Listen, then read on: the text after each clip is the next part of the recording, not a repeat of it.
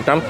அனைவருக்கும் இனிய விநாயகர் சதுர்த்தி நல்வாழ்த்துக்களை திருப்பூர் வடக்கு மாவட்ட பாரதிய ஜனதா கட்சியின் சார்பிலும் எனது தனிப்பட்ட முறையிலும் அனைவருக்கும் இனிய விநாயகர் சதுர்த்தி வாழ்த்துக்களை தெரிவித்துக் கொள்கின்றோம். இந்தியா முழுவதும் மத நல்லெண்ணத்துக்கு எடுத்துக்காட்டான ஒரு விழாவாக இன்றைக்கி விநாயகர் சதுர்த்தி விழா இந்தியா முழுவதும் சிறப்பாக கொண்டாடப்பட்டு வருகிறது. குறிப்பாக திருப்பூரில் ஓடக்காடு பகுதியில் இன்றைக்கி மத்தியானம் கூட இந்த பகுதியில் விநாயகர் பிரதிஷ்டை செய்யப்பட்டு 1500 பேர்த்துக்கு உணவுகள் அன்னதானம் வழங்கப்பட்டுள்ளது. இரவில் பெண்கள் பங்கு கொள்கின்ற விளக்கு பூஜைக்கும் இங்கே ஏற்பாடு செய்யப்பட்டுள்ளது.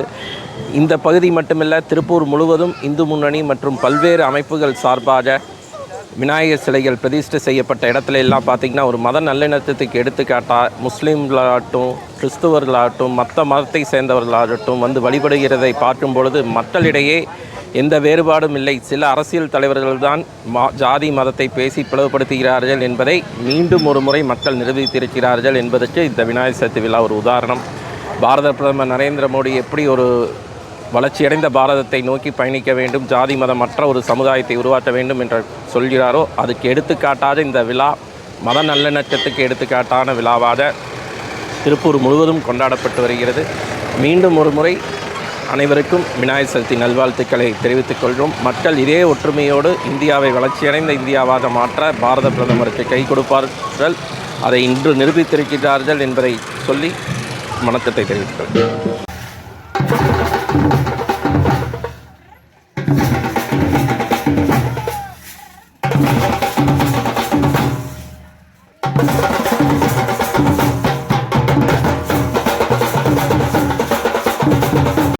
நினைச்சு அந்த குத்துவிளக்கு ஏற்றவும் அதுவாகவே அந்த குத்துவிளக்கு மாறுதான். நம்மளுடைய அம்மாவா அப்படி நினைச்சு நம்மளுடைய அம்மா அப்படின்னு நினைச்சதுன்னா அது நம்மளுடைய அம்மாவா காட்சி கொடுக்குறாங்களாம். திரிபுர சுந்தரியா லலிதா சகஸ்கர ரூபியா நமக்கு காட்சி கொடுக்குறாங்களாம். குலதெய்வமா நினைச்சதுன்னா அந்த குலதெய்வமா நமக்கு காட்சி கொடுக்குறாங்களாம். அதனாலதான் மாத்ருவே எதுவாக நீங்க நினைக்கின்றாயோ அதுவாகவே இருக்கிறது அப்படிங்கிறதா நம்மளுடைய இந்து தர்ம சாஸ்திரத்தினுடைய வழக்கு. அப்ப நம்ம எப்ப பகவான் வேண்டினாலும் சொல்ல போறோம்.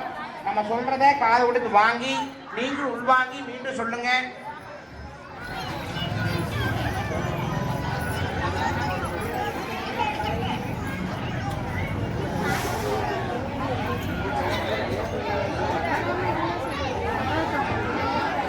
விளக்கே